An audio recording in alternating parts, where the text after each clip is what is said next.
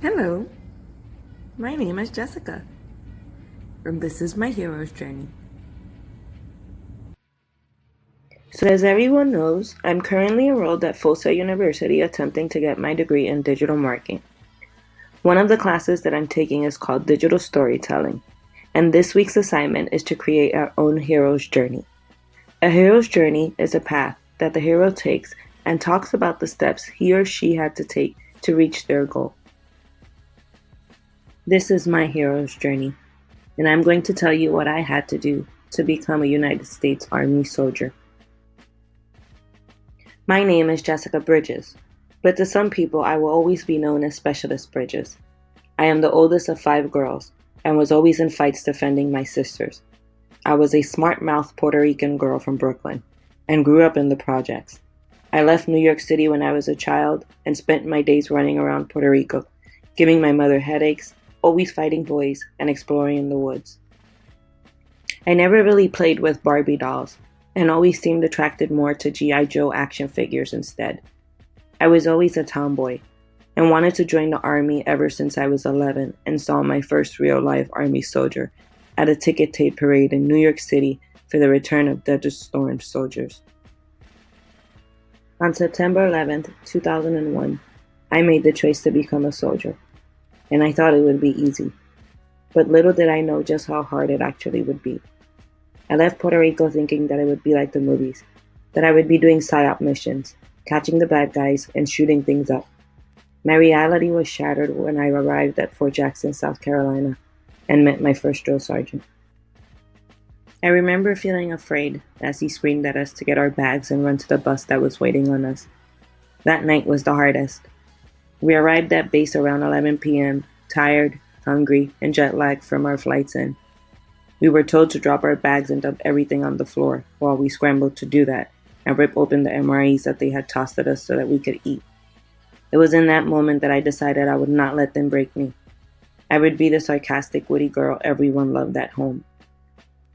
I would win over these drill sergeants with my charm and my jokes. It took me a while to adapt at first. I used to write to my mother every Sunday, crying about how I wished I never left, as I struggled to fit in and find my place. I found out early on that I had no upper body strength, and push-ups were my kryptonite. Fortunately, my smart mouth made sure I had plenty of practice. I got in trouble for stealing a moon pie once, and learned that using a spoon allowed you to shovel more food in your mouth than a fork did. This became valuable information in defeating the Army's starvation tactics by giving you 2 minutes to eat your food and then ordering you to get up as soon as you started to enjoy your meal. The gas chamber was the worst as well. You're shuffled into a chamber with a mask as gas begins to fill in, and then are told to take off your mask and recite something. I can only describe the pain as having acid poured on your skin. I also attended church every Sunday, not because I was religious, but because I realized that people who went to church got to socialize, listen to music, and relax. Not to mention that not going to church meant staying behind and cleaning the barracks, something I was not trying to do. Running became a way of life, and I ran each day like my life depended on it, because it did. Being able to run 2 miles at a 15-minute pace, I learned later on, was to ensure that I could outrun my enemy if I ever needed to. I also began to carry myself differently with each day that passed. I saw myself standing taller, and my confidence became solid. I now had a purpose, and knew it was to defend others. Not all of it was bad. There were good times too.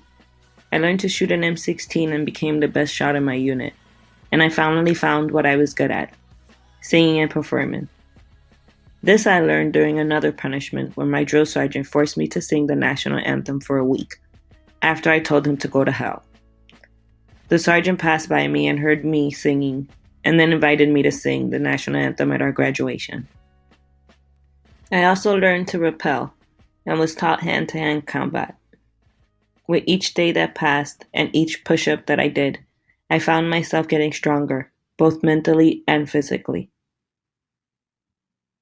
The homesickness began to recede, and my family became those soldiers who were waking up with me each day, going through the same things I was. They became my journal, my sisters, my mother, and my children, and I would sacrifice my life for theirs as they would do so for me. I repeated the Soldier's Creed daily until it was no longer a poem, but the motto that my brothers and sisters in arms would live and die by. I didn't realize how much I had changed until I saw my family again, 3 months after I had left home. It was my mother who pointed it out when she saw how fast I was eating my food. She told me to slow down, that I would choke, and it was then that I realized how fast I had been eating. When we stood up, I stood up and clenched my fist in the attention stance that I had done so many times over the past weeks. She grabbed my hand and unfolded my fingers while hugging me and telling me how proud she was of me. It was in that moment that I came upon the realization that basic training had changed me. My arms were no longer skinny and small, but defined, with muscles I never knew I had. I was no longer the scared, sarcastic, witty girl that left Puerto Rico. I could still feel her in me, but I was something more now. Someone who had no fear, who knew that she could defeat any enemy. A person who lived by a different set of standards, like loyalty, honesty, and respect. I was responsible, and my word became my bond. I became a part of something bigger than me. A family that knew no color, gender, religion, or culture. I became a United States Army soldier. Thank you for taking the time out today to view my story. I hope you enjoyed it as much as I enjoyed making it. Have a wonderful rest of your day.